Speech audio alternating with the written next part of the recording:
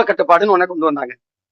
அன்னைக்கு குழந்தை பெறுகிற திறன் என் நாட்டு குடிகளுக்கு, என் மக்களுக்கு அதிகம் இருந்துச்சு.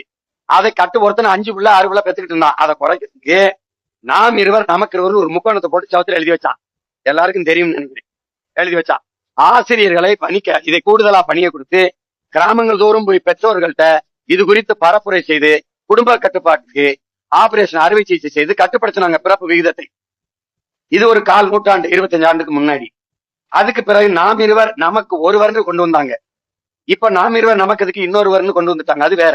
ஆனால் இப்ப நீங்க கவனிக்கணும், இந்த 1/4 நூற்றாண்டுக்குள்ள நடந்த மாறுதல அன்னைக்கு குழந்தை பெறுகிற திறன் அதிகமாக இருந்ததால் பிறப்பை கட்டுப்படுத்த குடும்ப கட்டுப்பாடு திட்டம். இன்னைக்கு குழந்தை பெறுகிற ஆற்றலே இல்லாதனால் தெருவுக்கு தெரு செயற்கை கருத்தரிப்பு மையங்கள் 25 ஆண்டு தான் ஆயிருக்கு. தொலைக்காட்சி திருப்பினால் இப்போ நானும் ஒரு தாய். ஐஸ்வர்யா போனேன், நானும் ஒரு தாய் ஆயிட்டேன். அங்க போனேன், நானும் ஒரு தாய் ஆயிட்டேன். ஏன் அங்க போற? ஆற்றல் இல்ல. காரணம் என்ன? உன் உணவு நஞ்சாயிருச்சு, உன் குடிநீர் விஷமாயிருச்சு, உன் காற்று விஷமாயிருச்சு. அறிவில் சிறந்த மக்கள் இது உங்க மகனை தவிர ஒருத்தனும் பேச மாட்டான். ஒருத்தனும் பேச மாட்டான். ஏன் நான் பேசுறேன்? நான் உன்கிட்ட ஓட்டு கேட்டு வரல, என் உரிமையை கேட்டு வர்றேன். இந்த நாடை நான் ஆளாது நீ வாழ முடியும்.